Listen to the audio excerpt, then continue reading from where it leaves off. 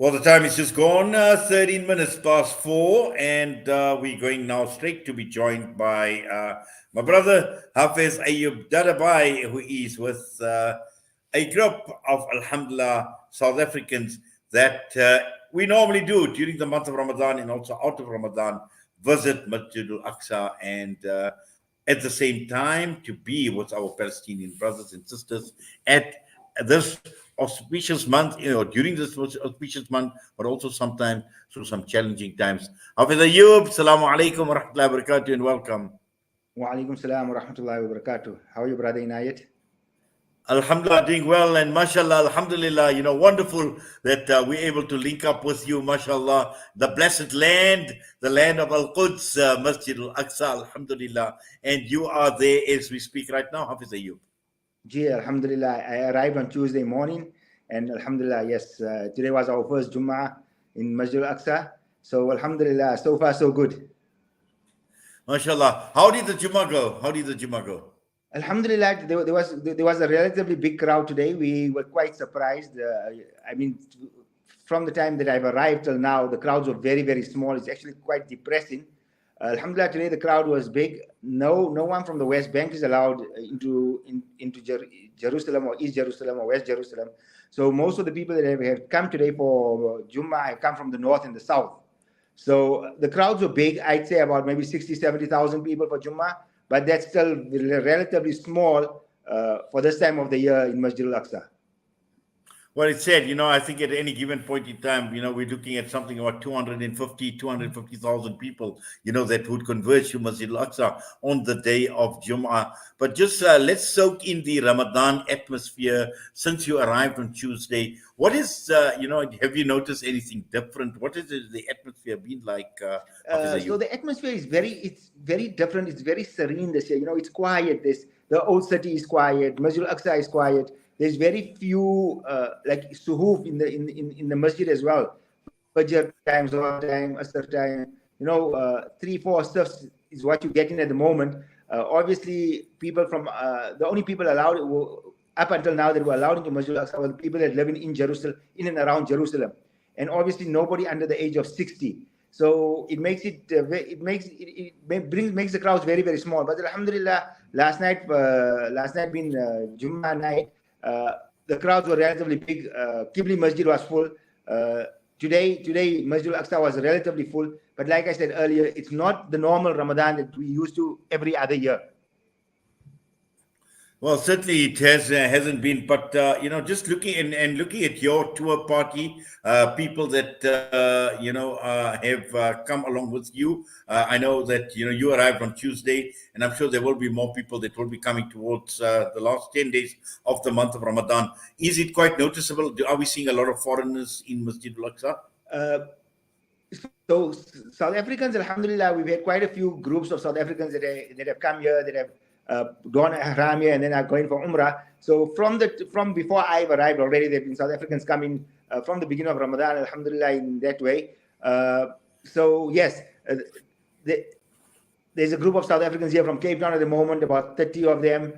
There are a lot of brothers from the UK at the moment. So alhamdulillah, the foreigners are starting to trickle in. But inshallah, from next week, I think Tuesday, Wednesday, Thursday, Friday, it's the big influx of South Africans and the brothers from the UK will be arriving. Those that intend to set for Sunnah Itikaf and stuff like that. So alhamdulillah, I think from next week we'll see a big shift in the numbers, inshallah. Well, inshallah, and we also hope that looking at this big shift in the numbers, obviously this is welcome by the people of Palestine, by the Palestinians, by the people in Al-Quds, by the people in Jerusalem, because the more they see people coming from outside, the more happier they are, the more comfortable they are, the more confident they are in terms of the support that they are getting in defense of Masjid Al-Aqsa. No, 100% Inayat. The thing is, like I say, whenever we have this interview, I always say this, is that it's easier for me from South Africa to fly to Palestine to enter Masjid Al-Aqsa and read Salah than it is for the Palestinians. So because the Palestinians cannot fulfill that right, I think it's upon us, the rest of the Muslim Ummah, to fulfill that right on their behalf until things change.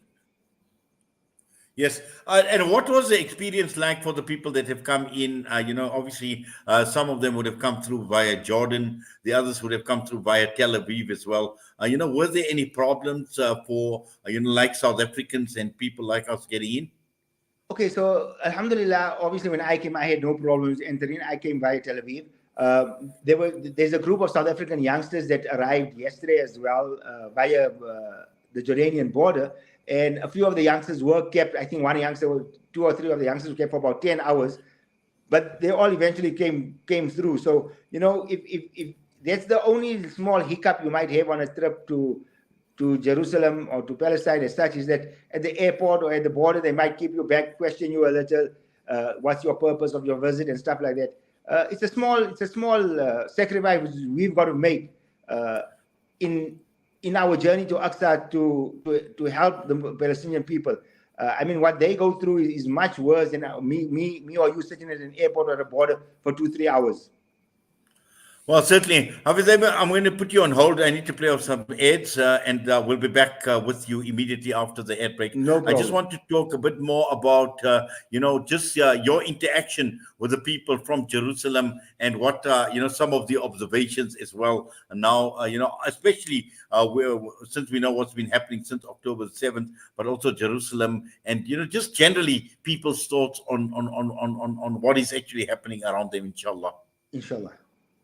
Jazakallah.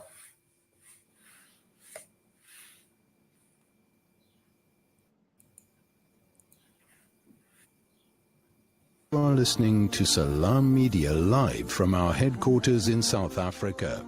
This is Salam Media, keeping you company this Ramadan.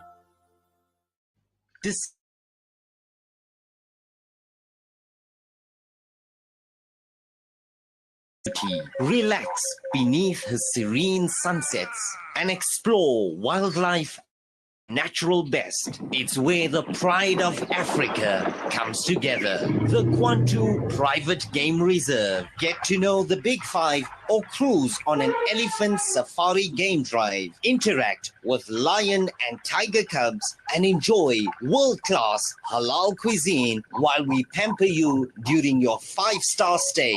Indulge in the true African experience. For reservations, call now on 042-203-1400 or visit kwantu.co.za.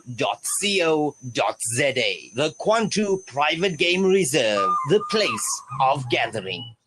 Fulfill your zakat conveniently with Ashraful Aid. This Ramadan, let's make your zakat count.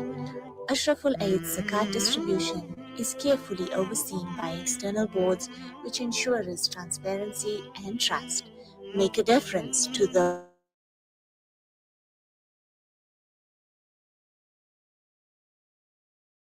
Visit our website at www.ashrafulaid.com. Freedom Stationery supply Marlin and Marlin Kids pens to me and my school friends. They supply just about everything we need to help us get a better education, from books to files to rulers. In fact, any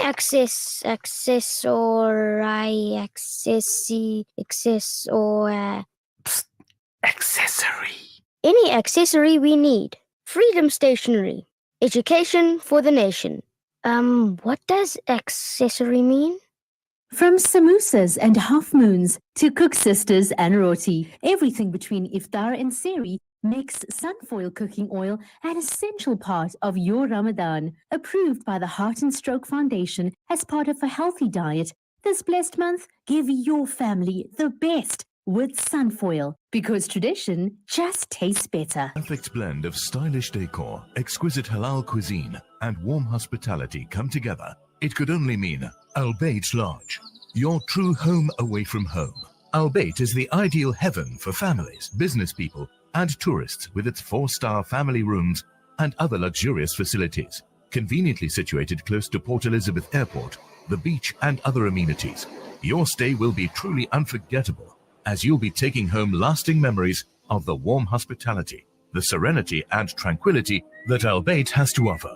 For reservations, call 041 583 6415 or visit www.albaytlodge.co.za. World-class financial services only at Sapphire Global, your financial partner. If you are looking for Islamic, Sharia and ethical financial products, look no further. Sapphire Global offers a wide range of financial service offerings from short-term to life and investments. A full-service center with all financial requirements under one brand. Our highly skilled and experienced consultants are ready to help protect your financial future. Contact us on 041 001 0184 or visit our website on www.sapphireglobalfs.com. Sapphire Global is an authorized financial services provider. Food with love.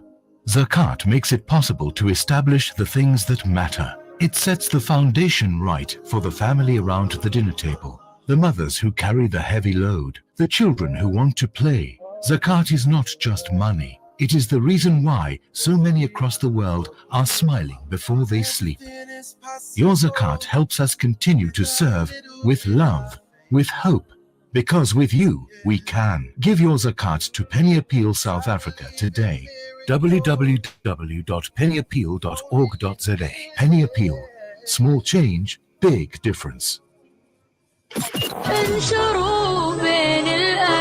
Salam Media, your spiritual companion this Ramadan.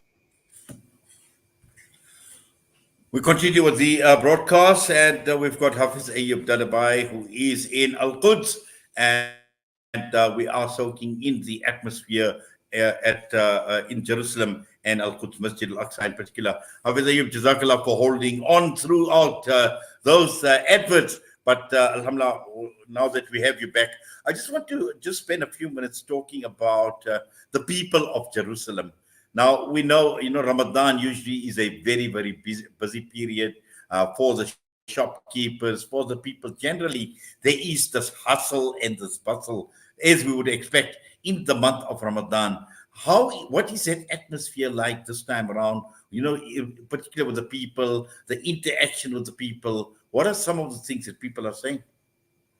So, Alhamdulillah, I was here last month as well. I was here in February, Alhamdulillah. When I came in February, most of the shops were closed, the businesses were closed because there were no people here. Alhamdulillah, now when I arrived on Tuesday, most of the shops are opened up again. There is feet in the old city, but it's not your usual Ramadan feet that in the old city. The only people in the old city that are buying in the old city are people that live in and around the old city. So the businesses are suffering.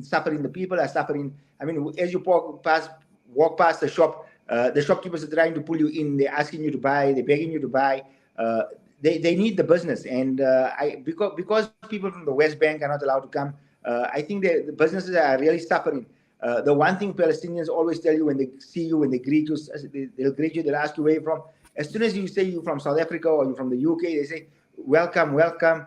You welcome here. You people help us filling up the masjid. We honor you. We love you. We respect you. So they look forward to us coming, and they always tell us, we're not worried about the money you bring in money, or we're not worried about stuff like that. All we want is for you people to carry on coming so that you people can fulfill the right of Masjid Al-Aqsa. And just getting in and out of Masjid Al-Aqsa, is it quite a challenge, Hafiz Ayoob? No, Inayat, I know when South Africa took Israel to the ICJ, there was this, everybody in South Africa was hearing the stories that they're not allowing any Muslims to Masjid Al-Aqsa, they're blocking people from entering Masjid Al-Aqsa. That's all a fallacy. Yes, on the day that it happened, it's one, two entrances, they didn't allow a few South Africans in. There's no hassles with us going into Masjid Al-Aqsa. I mean, we walk in. From the time that I have arrived, not once have they stopped me and asked me for my passport or where I'm from. They stop in the Palestinian, yes. The Palestinians from entering Masjid Al-Aqsa, yes. But as South Africans, alhamdulillah, it's easy. We walk right past the Gaza and we walk straight into Masjid Al-Aqsa. No problems whatsoever. Yes, and we're hoping that, over the next few weeks, at least for the month of Ramadan, inshallah, a lot more people, a lot more parties will be coming, tour parties will be coming through, inshallah, Hafiz Ayoob. And I'm sure you're hoping for that as well. Gee, most definitely. So like I said, Itikaf starts here on the 30th, so which is next week, I think Saturday or Sunday. So from Tuesday, Wednesday, Thursday, Friday this week, a lot of South Africans will be coming. We on the itikaf groups, the South African itikaf groups and the UK itikaf groups, and alhamdulillah, there's a lot of people still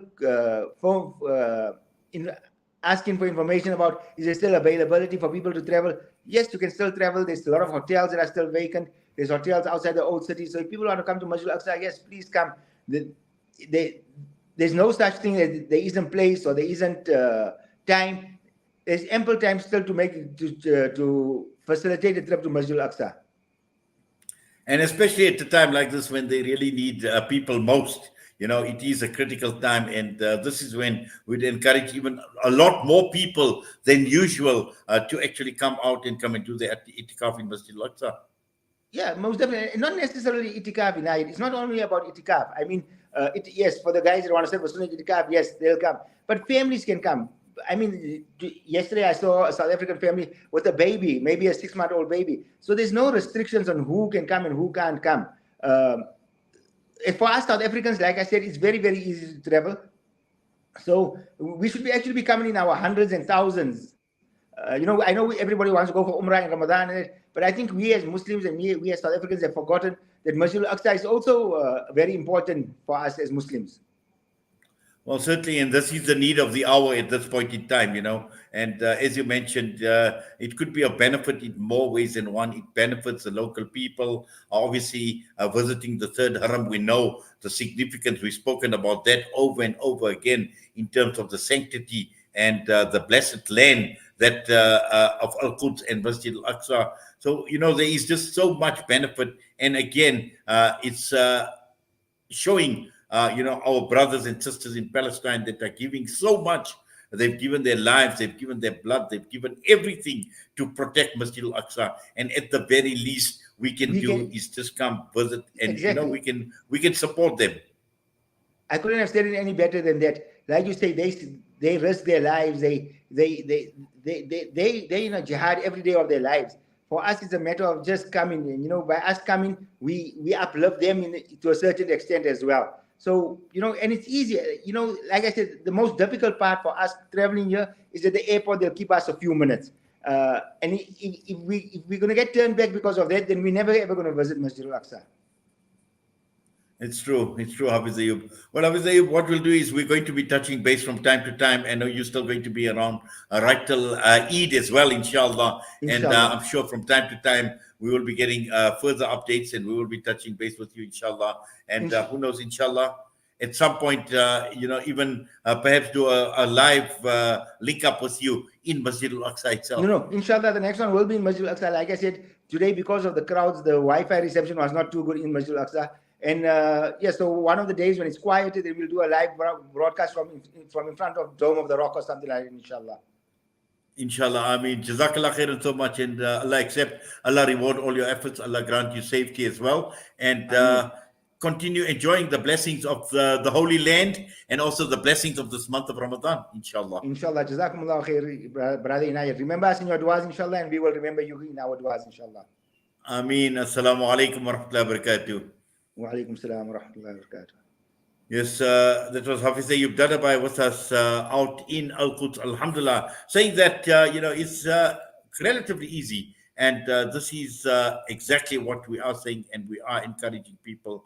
If you have the means, yes, please go out. The people of Palestine need us. The people of Al-Quds need us. They need us in solidarity with their cause for the liberation of Masjid Al-Aqsa. And let us remember on October the 7th, when Hamas had actually issued the statement, they spoke about the Al-Aqsa flood.